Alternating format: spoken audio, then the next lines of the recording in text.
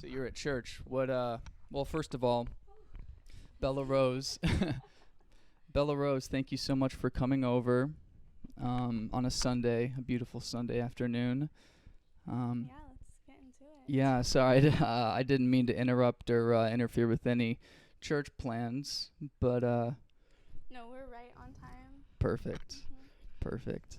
Well, I like to start plugging things at the beginning of episodes because a lot of people don't make it to the end. I was on your website and I didn't see any live dates that were up there. Do you have any upcoming shows? No, like upcoming shows right now, but definitely like performing is my favorite thing to do, and I toured with my like previous band and have played a lot. But probably after I release my next EP Right. is when I'll start Right. playing some shows, doing some traveling. Yes. I have an awesome band. The Young Something? Well, Or is that? yeah, so my partner in the Young Something is my like producer and co-writer for my solo Alex? yeah. Okay. He's awesome, and Banyata? yes. That's a cool last name. I know, right? I was like, your artist project could be Banyata or it could be Alex Banyata, but that's up to him. Yes. But he does have that coming soon. Okay, so there's the duo with you and Alex, but this band that you're talking about, what's up with that?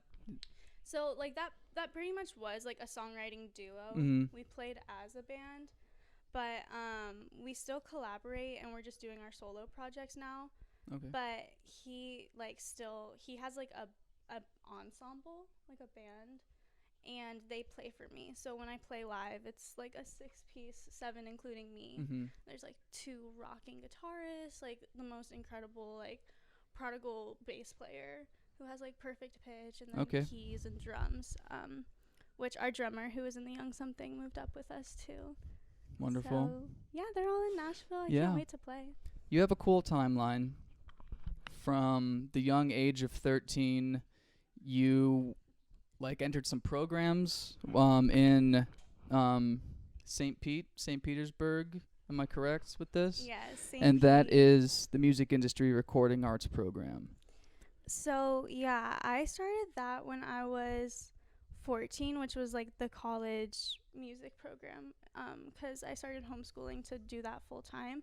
But before that, I was in the Grammy Museum's Music Revolution project, and that's where I met Alex. Yeah. And so we started songwriting out of that, which it was like a songwriting camp mentorship, really like cool opportunity. And that's in Los Angeles? So they do it in Los Angeles. I think they do it in Nashville, but they actually did it in Clearwater, Florida. Okay. So I did Clearwater. So you, yeah. I thought that, because when I went on the website, it was all Los Angeles stuff, but they have multiple. Yeah, they even had one in like Kansas City or something. Okay. So there's like a couple cities, and I don't know if they do it anymore, but it was an awesome program, and it was like, it was at Ruth Eckerd Hall, hosted by the Grammy Museum, and yeah, that's where I met him. So it was incredibly beneficial, and kind of where I started like songwriting. Yeah. Before that, I was just singing. Okay. Yeah, this is cool. So you can get like engineering programs and like I love this, yeah. Or like performing. Oh, okay. Justin Tranter, yeah. This is cool. This is very It's like cool. So you have to be or you like. So do they take all skill levels, or is it like something that you have to like qualify for, or, like be invited to?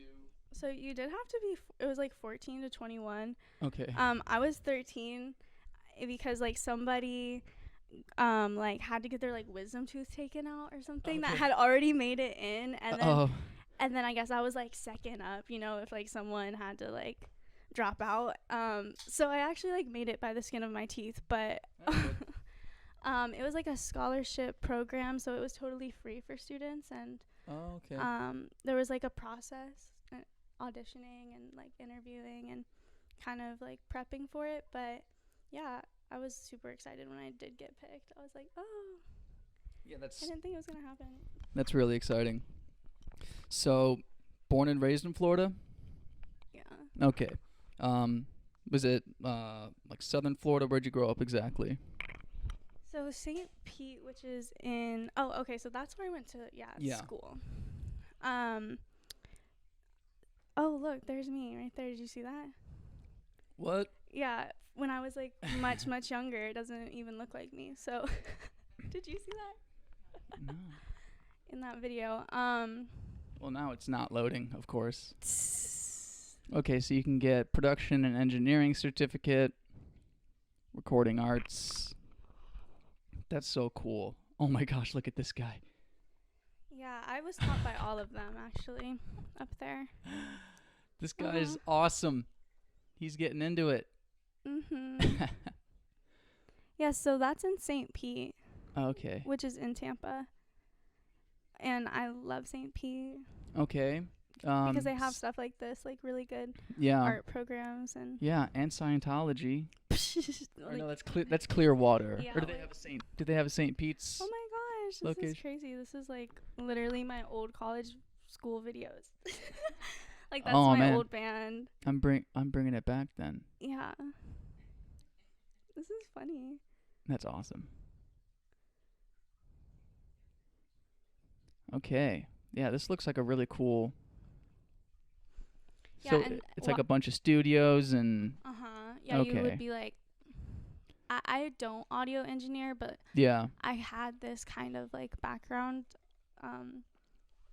When I went there, I had to do those types of classes, but it didn't necessarily stick. It's kind of impossible to like not be in that you just gotta get used to the studio environment and what's going on there.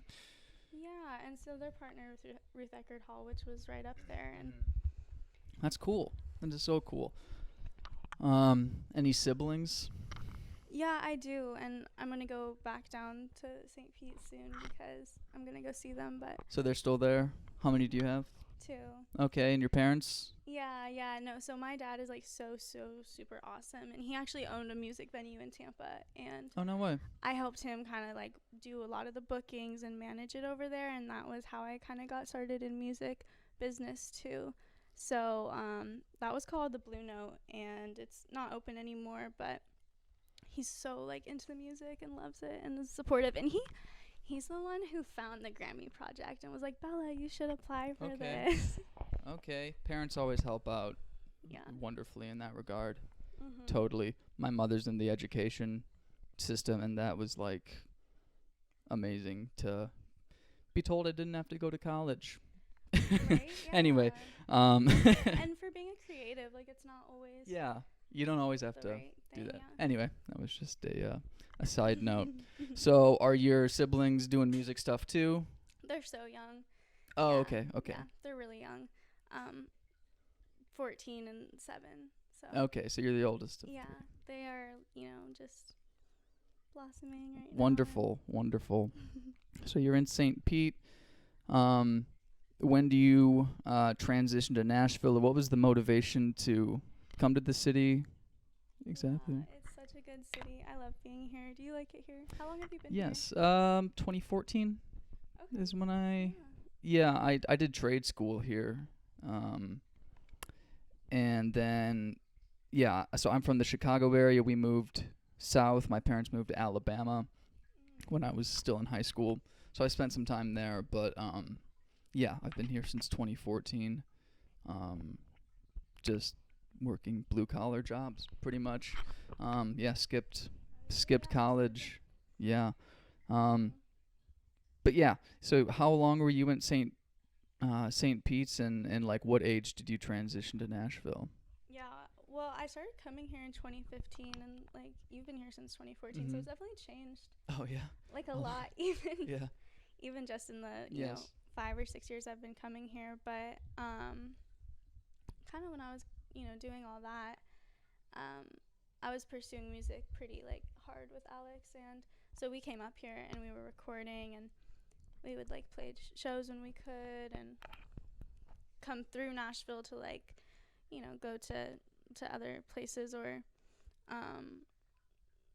like I don't know. So it just became like a lot of time like driving up to Nashville all the time, because Florida is such a big state that like we were driving like 10-hour drives to make it here all the time. So eventually we knew, like, even from that first trip coming here, that we wanted to move here.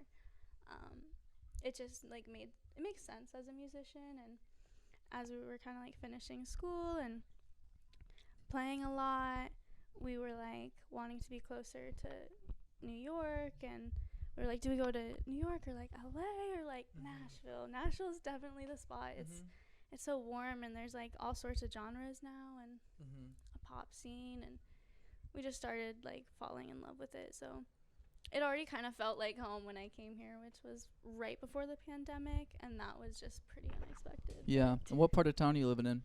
I'm in like the Midtown area. Midtown? Okay. Yeah.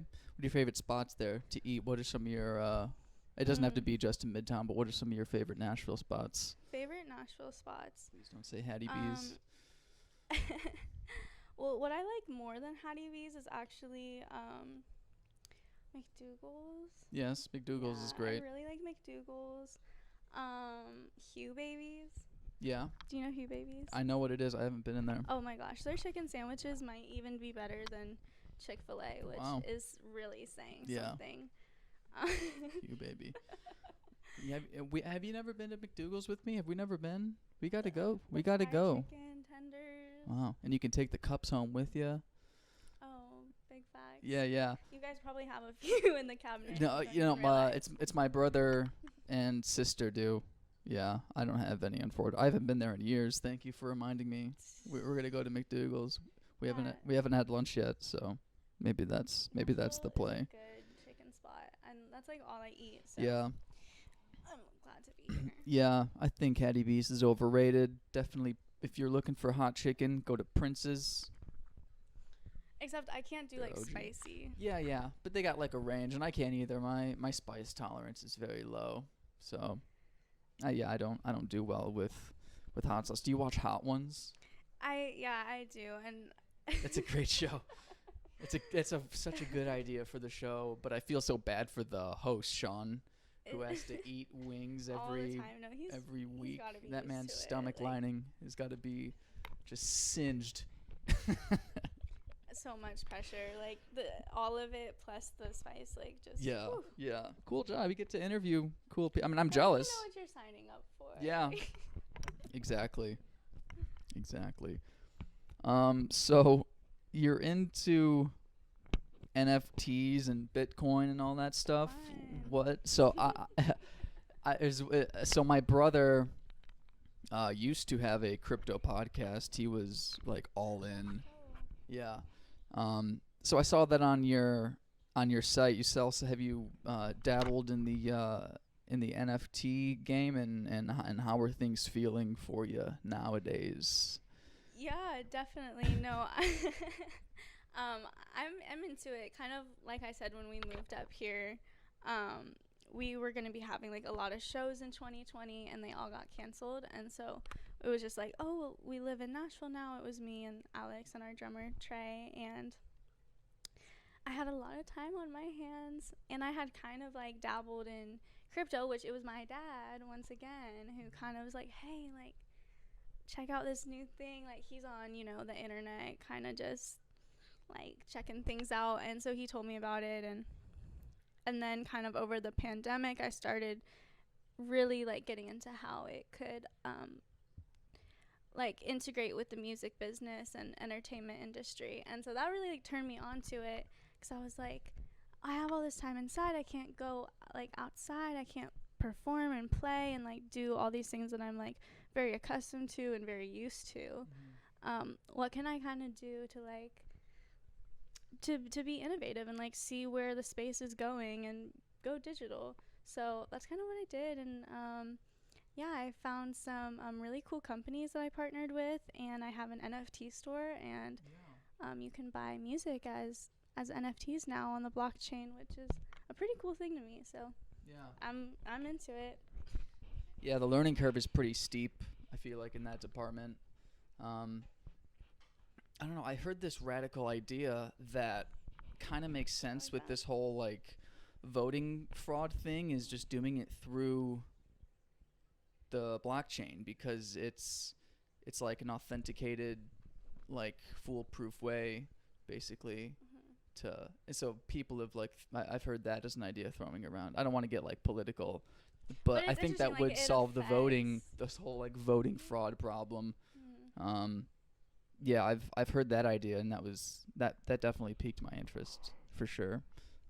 It can be used in so many like ways and spaces, and it just has like the capability to do a lot. So I was like, as an entertainer, as a entrepreneur, like pursuing music and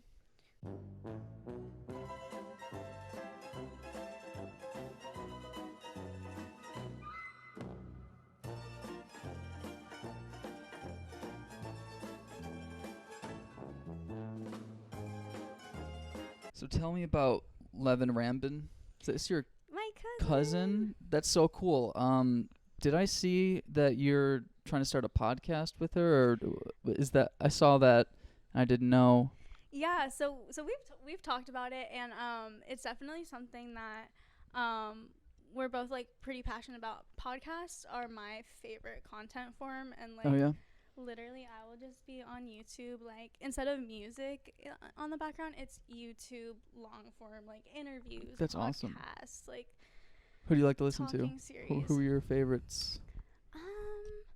You know, it just like it ranges. What's so cool is that like this type of content has gone into so many like topics and niches and like categories. So I really like health and wellness stuff. I like getting into like very specific things like I do dream work, and I get into like meditation and yoga, but I also like comedians and just like funny people on there, and thought speakers. I don't know, so all types of podcasts. Yeah, I'll have to make like a podcast playlist for all the different categories. Yeah, but for those of us that don't know, who is your cousin Levin? Yeah, so my cousin, well, she's my cousin, and she is an actress, and she's been acting for like a really long time. When she was 14, she got onto All My Children, which is like a pretty big soap opera, and she was on that from like for basically all of her teens, and that kind of started her acting career. And she's been in like The Hunger Games and The Purge and done some really cool stuff, and now she's directing and making music. So she came to Nashville, was just visiting, and like we basically made a whole album in like one Nashville visit. So it was a big like welcome to Tennessee, and we loved it. It was a super cool process, and I wrote on most of the songs, and then I'm like featured on one of them. So we had that come out, and it was just like super special because we didn't necessarily go into it like thinking that or knowing what was gonna happen or like releasing it, but yeah, it was just a very personal project of hers, and I was so glad that Alex got to be on it and write on it and produce it, and we were just all in the house together doing that. So yeah, it's very special. It's the last thing that came out. That's cool. I didn't know that you guys did a album together. That's exciting. All right, so let's get into some of these questions. Some of your favorite venues here in Nashville. Favorite venues?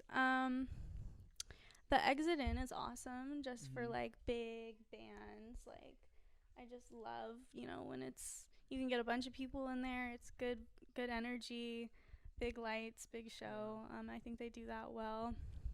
There's been all sorts of like new venues that have come up. Something that's really awesome, you had asked about spots in Nashville too, is Nightscape is a new like experiential venue. And so they have like projections like all over the walls and have like spatial audio, which as a musician I'm like, that's dope. And even like sensory stuff like smells, and so I think like integrating that with a music show, which they do, is really dope.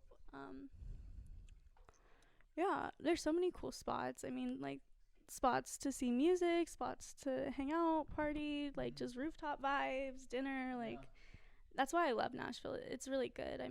I miss like the beach vibes of St. Pete, but were there any venues in Florida that you remember going to that you really liked? Yeah, there's definitely stuff. Especially in Tampa and Clearwater, just the Tampa Bay in general is really supportive of the arts. And like I said, Ruth Eckerd Hall is like an awesome venue. Um, yeah, there's a bunch of cool spots there. What was your first concert? My first concert that I ever saw. I think like Kelly Clarkson as like a baby or something.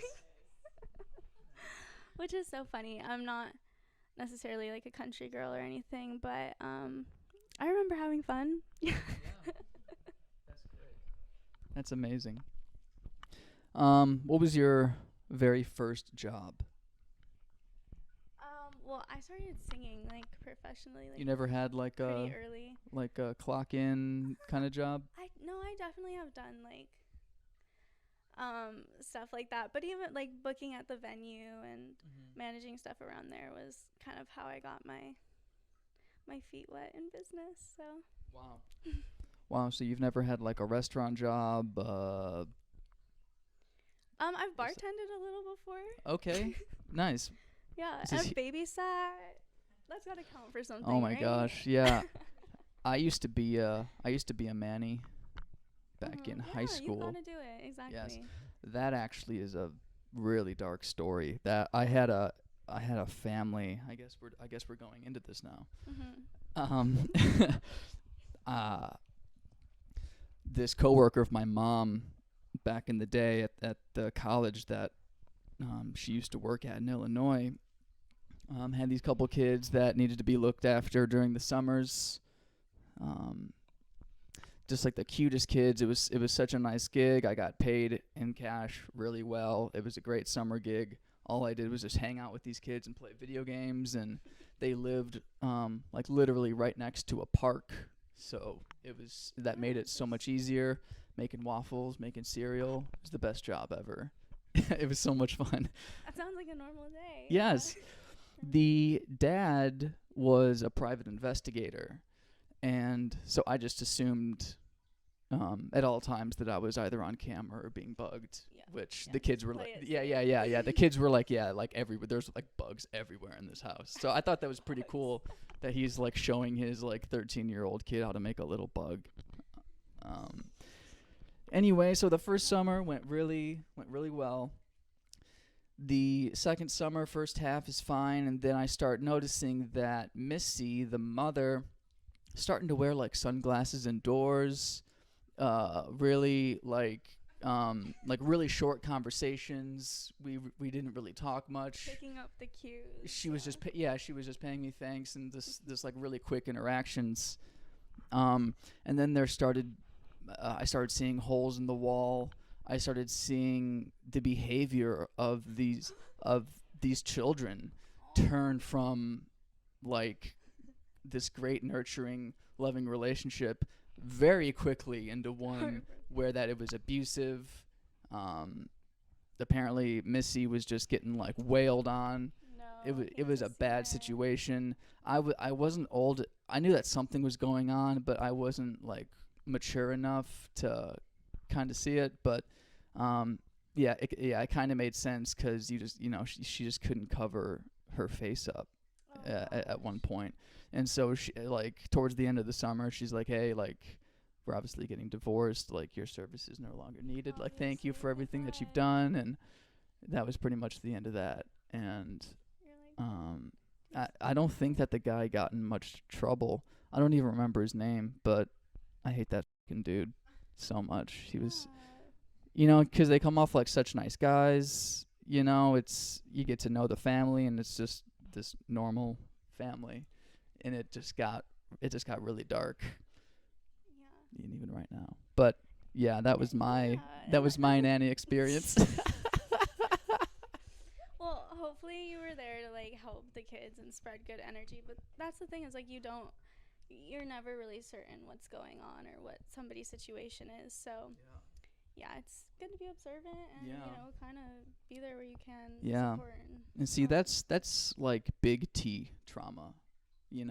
There's big T and there's little T trauma. Okay, okay. Big T trauma. Big T trauma and little T trauma. That's how I started looking at things because because I don't know. I feel like trauma just gets thrown around a lot.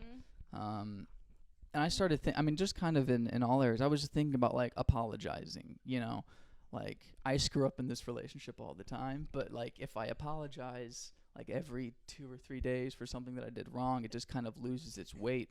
So instead of apologizing, just like eat crow and just kind of communicate with whoever it is, platonic or intimate, instead of just like apologizing with like very little weight behind it. Put some intention behind what you're doing. Yeah. And change, your actions if you have to keep like feeling bad about it. Yeah. Have you heard of the book called Toxic Positivity? Toxic Positivity. So I haven't read it. I think I have heard of it, but yeah. I got like a Cliff Notes. I got like a Cliff Notes version of it. There's this so I'm like exclusively like a nonfiction reader. I don't read that much, but it's either nonfiction or history. Same. So I got this app. It's called Blinkist, and it's a wonderful app. Of some sort? Yeah. If you're into like, it's just basically condensed books. Just like basically audio Cliff Notes of. Oh, it's audio. It's audio, or it's or you can read it.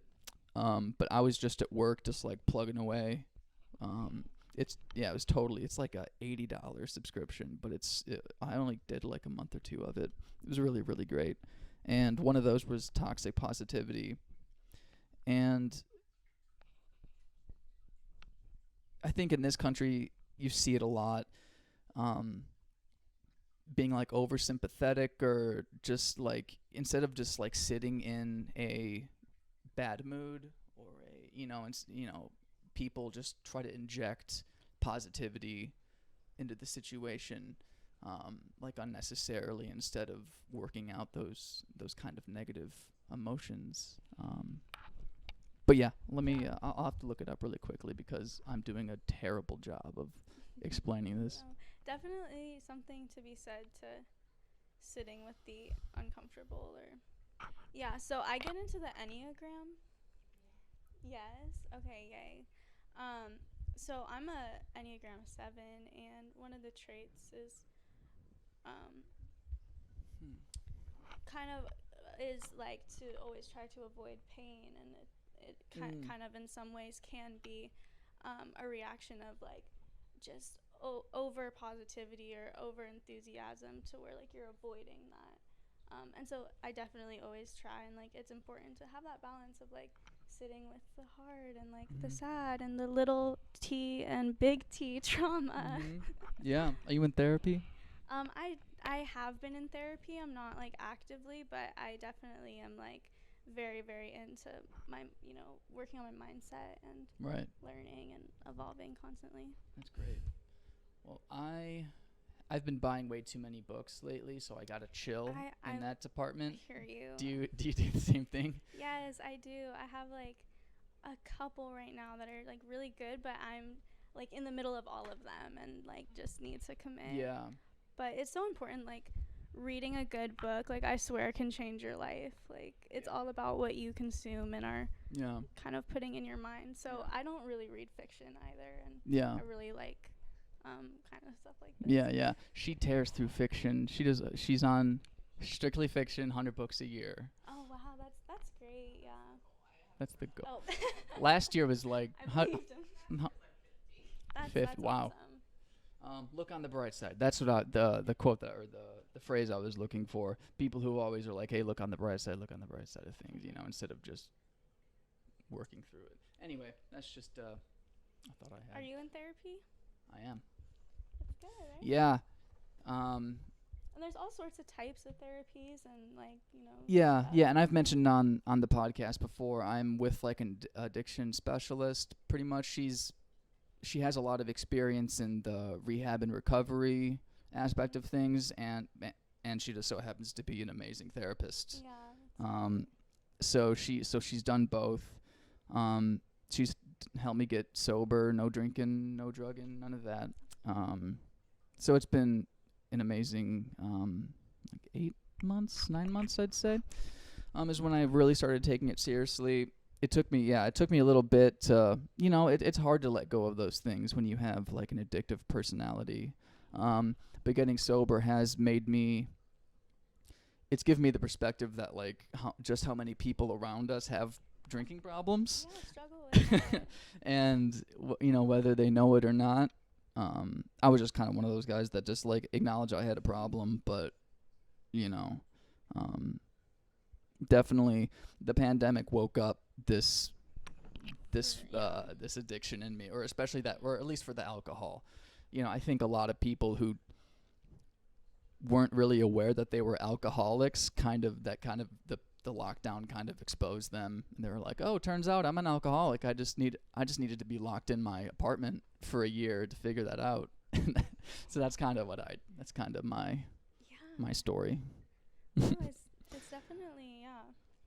The pandemic, it was challenging in so many ways, and when you're, isolated, whether you're alone or with people, like, it just brings up so many different types of Right. scenarios that we, are just challenging. Right. Kind of change things, and it feels like it's only, I just can't believe it's almost 2023, and yeah, it just went by so fast. Wild. But how long have you been sober? About 8 months. Awesome. 8 months or so. Yeah, that's from alcohol at least. But I've been off pot for like just a few weeks. But yeah, I mean, back in the day, they would just, I guess back in middle school, high school, they were just, I guess they just threw Adderall at me. I guess is because I didn't do well in school. We were looking for, and I just, had a hard time focusing. Turns out, I just don't learn well in the classroom. I just needed to move and whatnot. So we looked for options of like, how do we help Alec focus in school? And then that's when the ADHD meds start coming into play. And that's just a very common tale in this country. It's a very overprescribed country. And we're losing the sunlight. We're losing our good lighting. Anyway, and then that kind of transitioned into adulthood. Still on the Adderall, but just wasn't really feeling well, like still wasn't getting joy. It was just, it's just FDA approved methamphetamine. And, I wasn't obviously eating very much. It was just not a healthy lifestyle. Turns out I was just throwing Adderall at my depression, and that just does not work. And I was, for some reason, always against antidepressants and SSRIs. I don't know why, like without even trying them or whatever. I think it's just because, just like the environment I grew up in, it just, you just dealt with your problems. And I think, or at least my father and specifically thinks that like these things are like cheat codes or like the, like you can get through life without medication kind of thing. And so that was just the environment I grew up in. But now things have definitely balanced out. Early 20s is rough. And I think that's kind of what your early 20s is for, is to kind of scrape your knees and, figure out who you are. Anyway. And know you have options. Like, there's so many different struggles, but to know that, whether it's medication or whatever it like might be, there's options. And there's nothing against it, Mm-hmm. There's nothing wrong with it. Are you a cat or a dog person? Definitely a dog person, because Do you have one? Yes, I do. I'm hella allergic to cats. Oh no. Unfortunately, when I wanted to get my first pet, I was like a cat, like a naked cat or something. Yeah. Oh yes. Might be a good option for me. But no, I got the most sweetest, beautiful little dog, Mindy. I got her when she was 9. She's 13 now, and she's my everything. So I'm a major dog person. That's awesome. Yeah, what about you? Do you guys have an animal? I wish that I had a dog. Unfortunately, we're gonna have to move out of this place, so I really can't be doing interviews in like the month of October because we'll be out of here soon. So that really sucks. But it just costs more, especially if you live in an apartment. Yeah, for she's sure. like a certified emotional support animal. So Really? yeah, that also is like another kind of form of therapy, and just having like her around and her energy is so special. But you also get like some housing exemptions. So yeah, that's cool. So you take her. Low key, that's a good route. Yeah.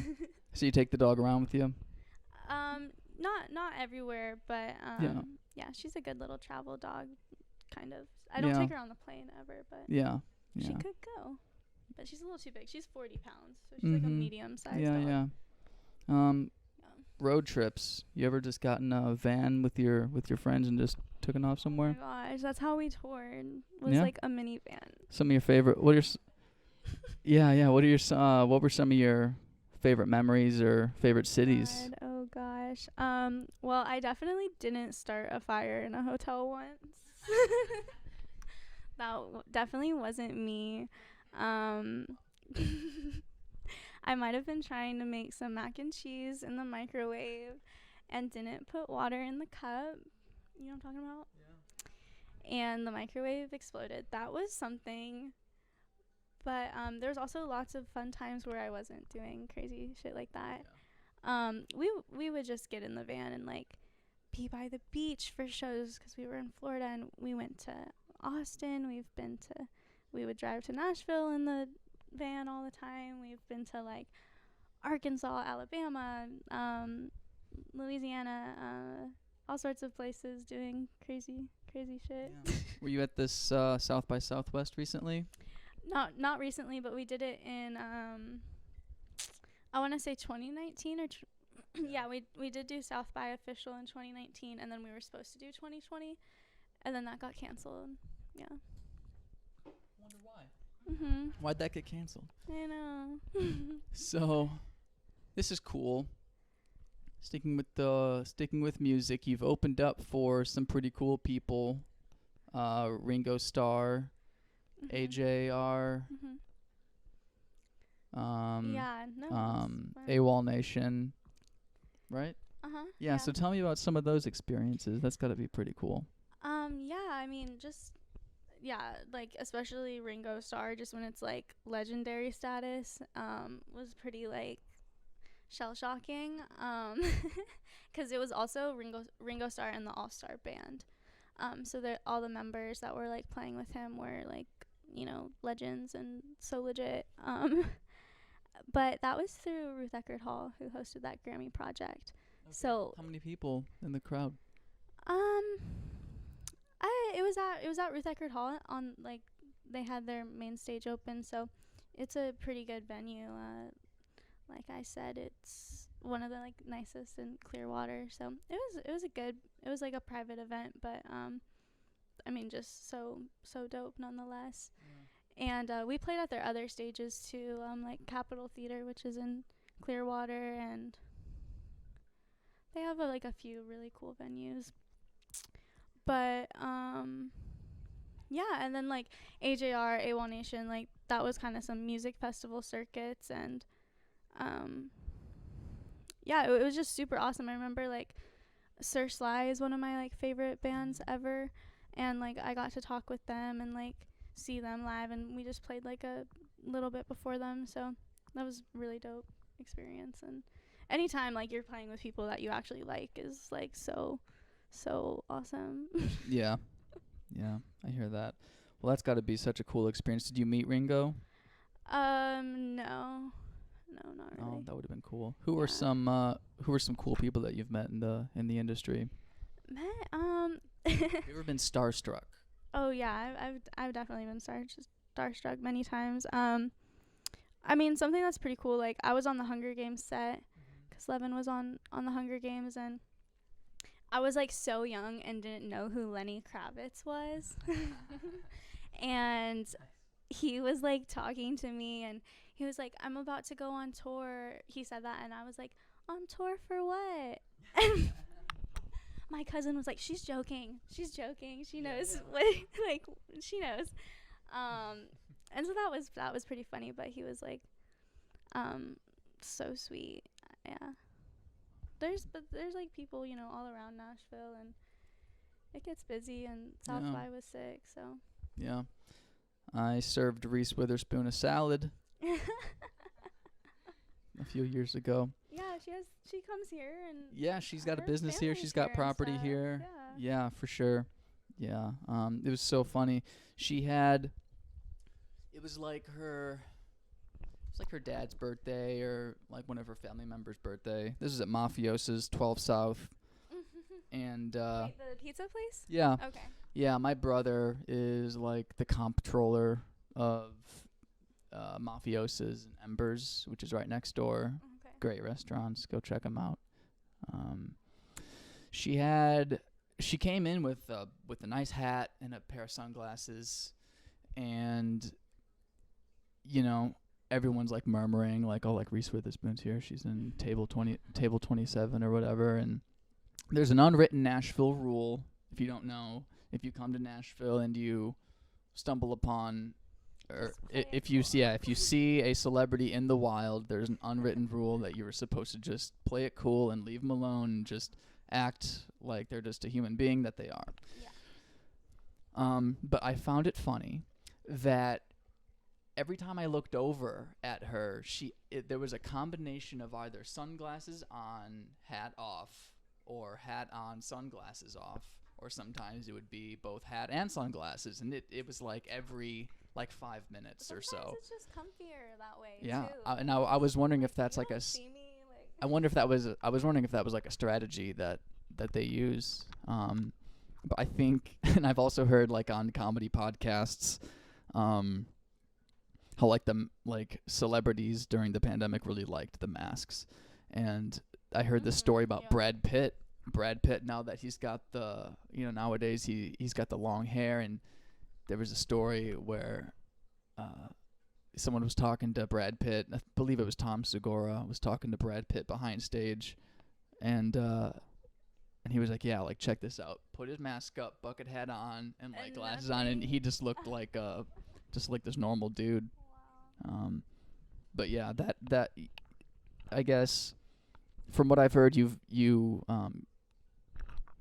they really miss their anonymity once it's taken away from them, and you take anonymity for granted. Do you think that you would enjoy that lifestyle of being recognized as like a B or C list celebrity? Nothing like crazy like Rihanna or like Taylor Swift, where it's like you literally can't even go in public. Yeah, that sounds like it's miserable. But this whole like social media clout and trying to be relevant, is that something that like you're striving for, I guess is what I'm trying to ask, or are you in it for like the love of the game? Well, that's what I was gonna say. I think it's just kind of like become almost a necessary like element of being an independent artist, and it's also just like an awesome resource that we have for connecting and like developing who we are, like even on a digital space. Like I just see it as like another realm almost, it's not like, definitely not everything that you should put like you shouldn't put like too much of your mindset revolved around those things. But there's a lot of like challenges and struggles that come with like trying to pursue that online, and thankfully like it's become such a big space that like so many people can relate to it now, and like are kind of in different like stages of the game with kind of managing like the public eye now, and like having that type of access at your fingertips. But I hope to grow. I just want people to listen to my music and relate to it and like hear me and I don't know enjoy that. So I am gonna keep on it, but just hoping to spread some good. These algorithms are really hard to break into. Yeah, exactly. It's like it's a lot of pressure sometimes at looking at like everybody and everything that they're doing. It's very like overstimulating. So I try to keep boundaries and like healthy just I don't know, like healthy ways of using it, and Right. Right. Yeah, it can go south. For sure. And it's like you gotta get clout while making it look like you did it on accident, or like that you did it Nice. like it just happened to you, kind of thing. Yeah. And that's kind of what frustrates me. But the Spotify algorithm is like the hardest one to break into, for sure. But yeah, it's definitely interesting, especially being an independent, whether it's podcast, music, filmmaker, whatever. It's so hard getting your name out there, and I guess it's just a matter of like connections, and yeah, it seems like you've had some very good connections. What's your agent situation looking like? Do you have you had like one for years, or have you switched up like management companies, or has that been like a good experience? Because I've heard some horror stories when it comes to management. You don't have to get into like specifically like who, but has that been like a smooth process for you being represented? Yeah, I mean, it definitely like can. Oh, I think I just turned this off. It can. It can. That like finding the right team can come with Right. A lot of like circumstances and conflicts sometimes, but I mean, I have like a team around me and like people that support me, but I'm fully independent. So kind of running this ship, and I enjoy that. I've always, even just as a kid, really liked being like adventurous and like independent, and I do think it like translates into the way I kind of like want to set up myself and career, and way I kind of look at that and see it. And so I just hope for good people around me, and like feel that out and trust the ones that I know have like my best like at heart. And but I'm always looking to like grow it and collaborate and network, and that is like the name of the game, is just getting out there. I'm terrible at networking. Are you an introvert or an extrovert? Because as an introvert, I have to like actively put effort into like going to shows and meeting people and stuff like that. I can't really tell if you're introverted or extroverted just from this conversation, but it's hard. I would say like I'm kind of both, because even before like quarantine, I was like really putting myself out there, and I feel like I was more extroverted. And then I don't know like if anyone else can relate, but like the isolation I think like did affect me in a way where it made me a little more like nervous to go out into social settings, and like I don't know. I'm kind of getting back into the groove of it, so like a little bit of both. Yeah, for sure. But I love like having a good time and meeting new people, so like being social, and just like that desire to like do that kind of does come naturally to me. Yeah, I'm definitely terrible at it. But just going to shows has been really the only way that I can try to do that. Yeah, you on the TikTok grind?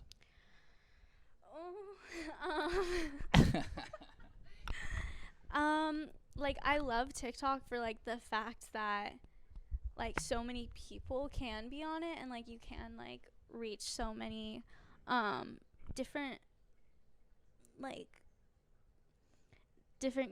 groups almost on the web, or like different interests, topics.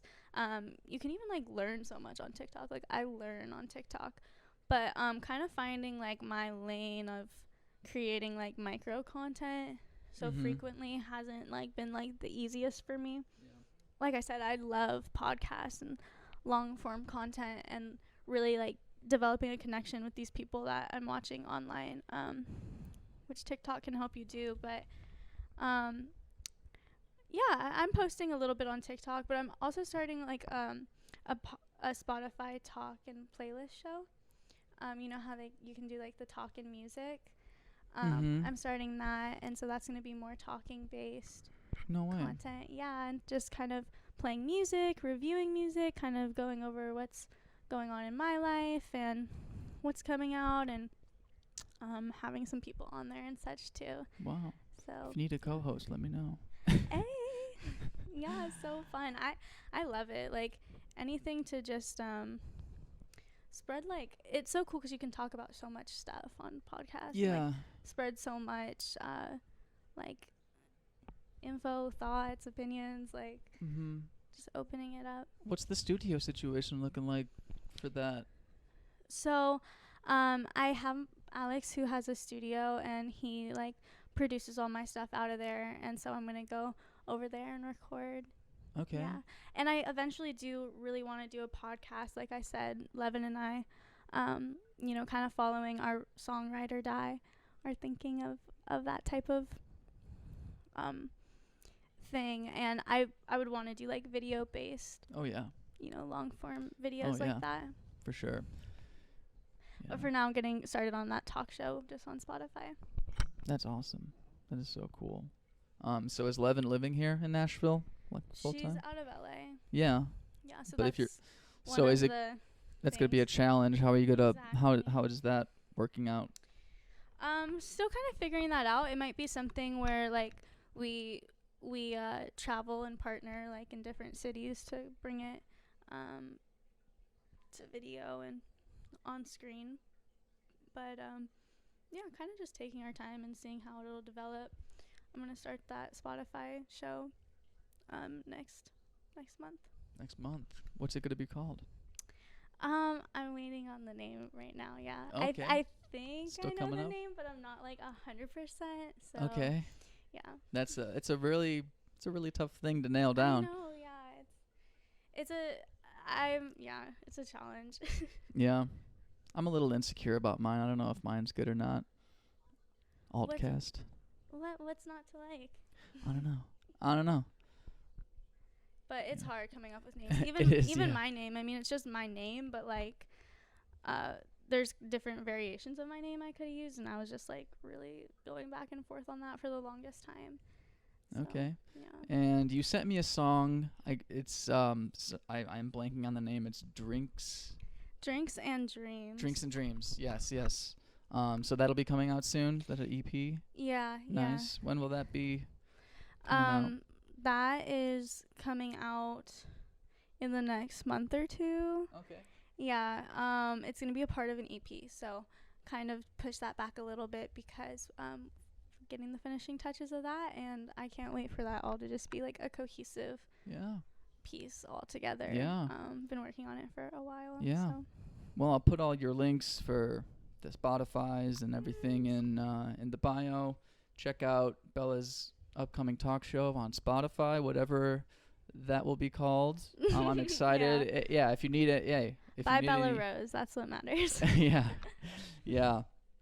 Drinks and Dreams and EPs are coming out soon. Very exciting stuff. Bella, thank you so much for coming over. Thank you. This was so fun. Yeah. I can't wait to watch it back. Yeah.